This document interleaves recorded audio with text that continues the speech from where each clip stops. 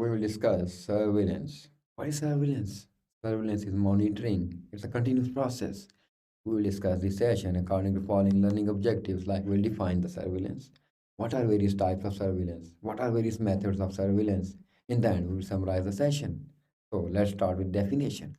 What is surveillance? We can say that it's an ongoing process. Surveillance is ongoing process, or it's a continuous process. Ongoing process of what? Ongoing process of data collection.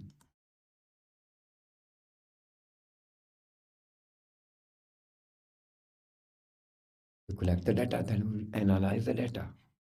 Ongoing process of data collection, data analysis. Then we interpret the data.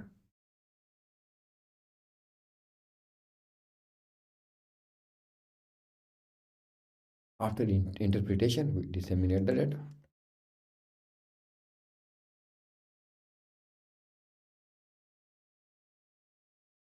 So it's ongoing process of data collection, analysis, interpretation, dissemination that is used for health planning.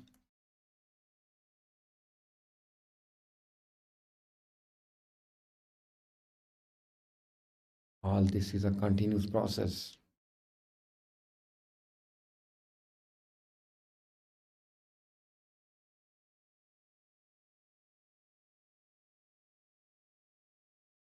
So we can rewrite this. So we can say that surveillance is a continuous process. It's an ongoing process of data collection, data analysis, data interpretation, dissemination of data, which is used for health planning and management. It's an integrated process.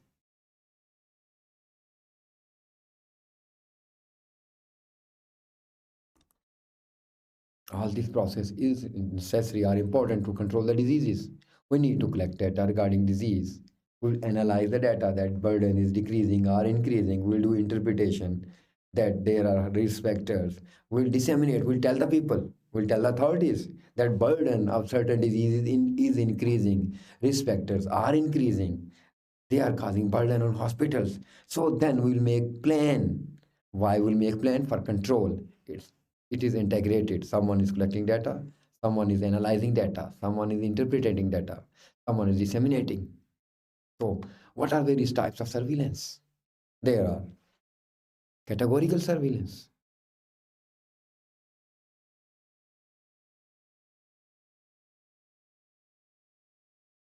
There are syndrome surveillance. Then there is sentinel surveillance. Then there is risk surveillance.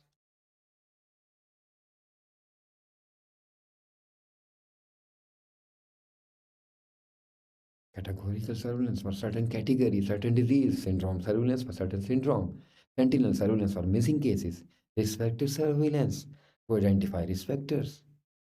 Then there may be integrated surveillance.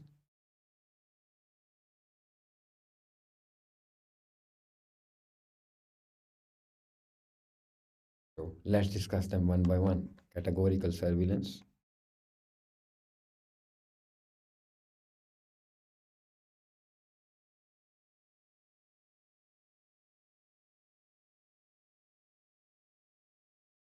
We identify a certain category.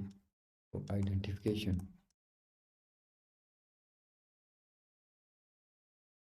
Then we will search.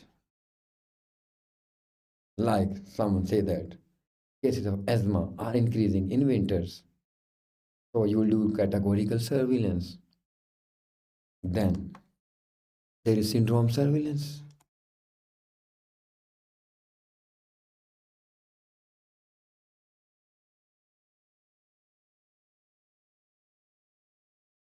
You have to identify syndrome like Down syndrome, Turner syndrome.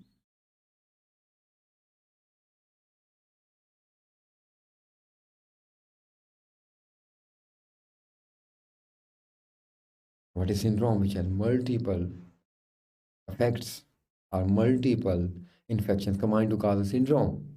You do syndrome surveillance to identify a syndrome in a population in a specified time period. Then we said that there is sentinel surveillance.